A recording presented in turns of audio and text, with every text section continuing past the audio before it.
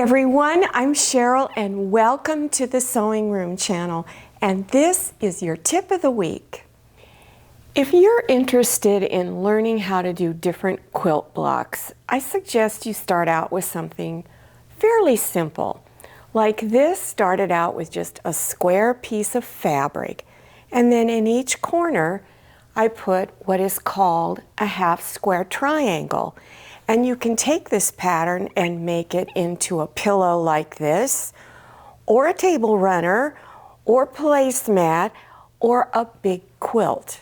This is a table runner, and so these blocks are a little smaller. You have to remember that you always start out with a square and then you put your half square triangles in the corner. A suggestion is to make them into a quilt is just to connect them. And let me open this up a little more. And then you have this little running pattern here all the way down. I also added a border strip, so if you wanted to make this wider or you just want extra more background fabric, you can put a border on it. Now this is a fairly easy quilt to put together as far as the quilt top. So here is that center square, and then I added the triangles, half square triangles next to it. When you put it into a quilt, these half square triangles become another square. And then this looks like everything's set on a diagonal.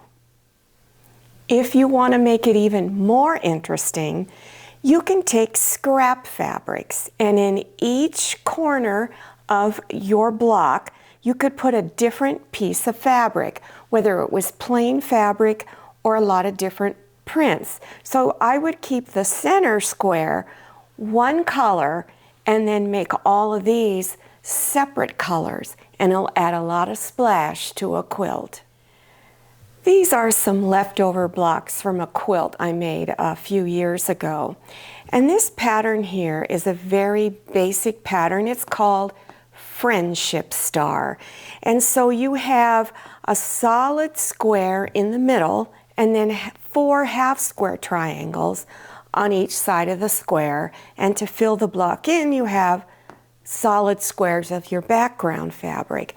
So if you wanted to make your quilt more interesting, I recommend you use just 2 colors, and then you make a different block to go in between. So you'd have the Friendship Star, this is called a 9 patch, and another Friendship Star, and then you just keep altering that. So by using the same fabrics, they all look very well coordinated together. Now this is one of the half square triangles. Whenever you do a half square triangle or any quilt block, you could say this is a little mini block. So each major quilt block is made up of many little mini blocks. So whenever you complete a square, in order for it to fit and match up with all your other squares in the block, you need to take a ruler and measure it to make sure it is square. So this one here has already been squared. So when I lay it down, you can see I've cut excess fabric off. So I make my half square triangles just slightly larger so that when I want to make sure that they all fit, I have excess fabric there that I can trim off and get them all to fit together. So here are the different rows with the pieces stitched together in each row. So on the Friendship Star, you'll notice that this point of the star is going in the opposite direction of this point here. And then on each side of this square in the middle, the same thing. So when you have them all pieced together, they're all going in the same direction. Now when you're pressing your blocks, one of the things you need to make sure that you do is press your seams going in the opposite direction. So look at this row up here. The seams are going in the same direction. When you go to stitch these 2 rows together, it's going to be difficult to match it up because this is going to be all lumpy. It'll probably show on the front side that it's not quite matched.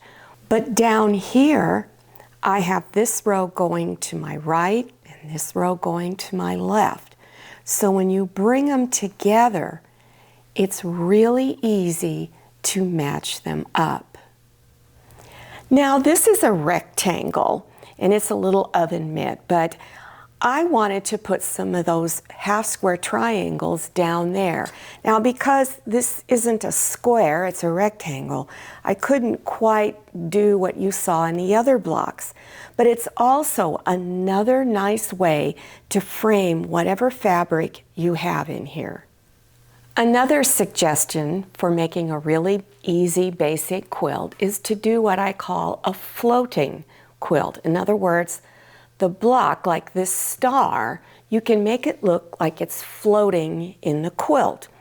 So all of the blocks surrounding it on these two sides and these two sides are the background fabric. So every other block is friendship star, background fabric, friendship star, background fabric. And the same way going this way.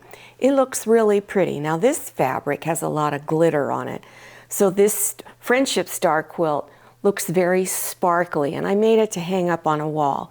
Now there is a link to go to that quilt so that you can see what a floating block looks like in a quilt. Now, here are some suggestions for fabric to use in the quilt I was just talking about. This is panel fabric, and it has all kinds of roosters on it, large like this. This is screaming to have something framed around it. Now, it's already got some design in here, and maybe you don't want to disrupt that. But if there's some fabric you've seen, you can put those half square triangles around the edges. Now here's some other fabric that's panel fabric that I've had for years, and one of these days I'm gonna make something out of it. But each one of the blocks is a different basket of flowers. Isn't this pretty? So you can use that same technique of putting half square triangles around all the edges. Now, I've shown this quite often in my tips, but it's always a nice reminder for those of you who are learning how to quilt. This is a quilter's design board, and they're really easy to make. And what it's for is you lay out all of your pieces in the block that you need to stitch together. So this is a pinwheel. So you're going to start up here and here and get all this built. And this way you know where all the pieces go so you don't get confused. Then you put your border on all around all four sides. Now if you want instruction on how to make your own design board, you can make it any size you like. You go to my tip of the week, number 27. Well, I hope you enjoyed this tip of the week and that you've learned something new. I also hope I've inspired you to try some of these things that I've talked about. Now, to get to all the video links that I've talked about in this tutorial, plus some others, they will be listed below your YouTube screen in the description section. You scroll down below your screen, look for the words show more, click on those and it will expand open and you will see all the links. Also, if you're interested in other tips of the week, they're very informative. You will learn a lot. A playlist will be down there. Start with sewing tip of the week number 1 and work your way through. It's going to be very informative for you. Now don't forget to follow me on Instagram and check out my Facebook page. Thank you so much for watching. I'll see you next time, and happy sewing. If you like the Sewing Room channel, one of the best ways to show your support is to subscribe by clicking on that red subscribe button and give this video a thumbs up. And don't forget to click on share to share this video with your friends. And make sure you click on the bell so you receive notifications for all my new videos. I'm Cheryl. This is Manny and this is Scotty. See you next time.